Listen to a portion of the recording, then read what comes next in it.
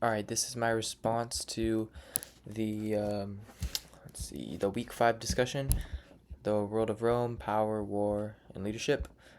For this topic, I chose to do Julius Caesar, and I chose to do the video and the article. So, firstly, for question 1, let's start with question 1. So, what political and social problems in Rome allowed Caesar to rise to power? So there was a lot of political turmoil at the time. It seemed like, um, going back, if we look at the video, it was around this point. He was talking about Crassus.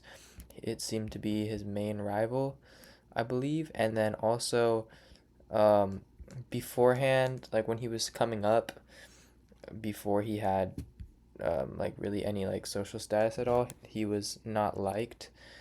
But then the main dude died, who was Sulla, and after he died, then he was sort of able to gain some traction and start promoting himself as a political like lawyer type of thing, is what it said. So he was representing people who were accused of political crimes, and that allowed him to gain support with the people. So that's kind of what was going on politically that allowed him to rise to power. How did he use his military success to strengthen his authority? So if we come over here, oh wait, you guys can't see my screen. Uh, the article, he was he had a lot of history in military.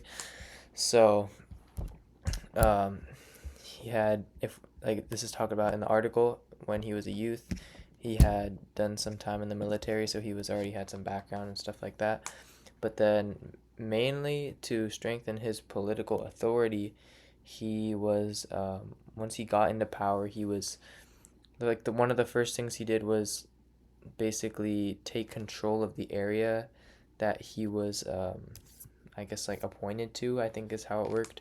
So there was a tribe called the Helvetes or Helvetes, something like that. That that was the first thing he did was like kick him out of that region, and then after that he kicked a bunch of Germanic tribes out. And then during his time as dictator, he also was very good at putting down rebellions and putting down like people who were trying to overthrow the government in that area. So like even when he went to Egypt, it said like when he was on his way back, he stopped another rebellion in Asia Minor, and like basically there was a lot of just political or not political. There was a lot of like rebellions against him as dictator, and he was able to put them all down. So that really strengthened his political authority. And then next, why did some senators see Caesar as a danger to the republic? And how did this lead to his assassination? So when he was um, basically towards the end, there was a lot of people who were not happy with the fact that he was, um, first of all, he came in and people already didn't like him, and then he came in and declared himself dictator and like basically kicked all the senators out of Rome. And then I think he had to go to Egypt for a little bit, and everyone came back. And then basically he was just being a dictator, so he was like he had full control over everything.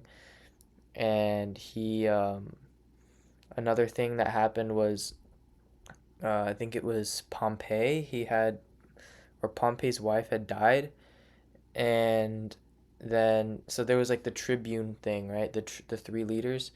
One of the leaders died in battle, and then Pompey and Caesar were they started to grow like farther apart over time. And so basically Caesar had like full control over Rome as a dictator, so a lot of the senators saw that as um, you know, this is not okay. And they also were a lot of the senators were aligned with Pompey and not with Caesar, so he basically had the whole like government structure against him while the people were for him. So, do you think Caesar was more of a hero or a threat to the Roman Republic? Defend your position. It's definitely hard to say because I don't know exactly like what it was like. It's hard to say from 2000 years later. Like I don't know what it was, what the political climate or anything was like. But based on the video and the article, I would have to say that I think if I was gonna say it like this, if I lived back then, I feel like I would probably be in support of him. Obviously, I don't know because I don't know like what it was like, but from the article and the video, it seemed like he was really good at being a military leader. He was really good at defending Rome, and while Rome did have a lot of rebellions and stuff, it was a massive area, so it's pretty like hard not to have some unrest if you're in control of a country of that size. But it seemed like the people had, it seemed like the people were really in support. So, I mean, if you're thinking of a or of a good leader of a country, I think you have to look at what the people liked and not what 60 senators were against. So since the people were in such support the of Julius Caesar, like after he died, they said there was lots of riots and stuff. So I mean, if people are rioting, not saying that that's a good thing, but it does show that people were in support of him. So I would have to go for a hero if I had to say one. And the last thing, end with explaining what stood out to you during this research. Um, what stood out to me, one thing that stood out to me was how brazen he was, how he got kicked out, or not, I don't know if he was kicked out, but he was like assigned to a certain region, and he basically just said, F it, I'm gonna cross the river and come back in and do what I want. And then once he did that, they basically couldn't do anything about it, and he became dictator again. Also, it surprised, or not surprised me, but one thing that stood out was how good of a military leader he was. So I think it talked about how Pompey had a army that was twice the size as his, and then he had an army that was smaller, obviously, one half smaller. And then he was able to he was so good at military tactics that he was able to defeat the army. So it's pretty impressive. But yeah, that's basically it.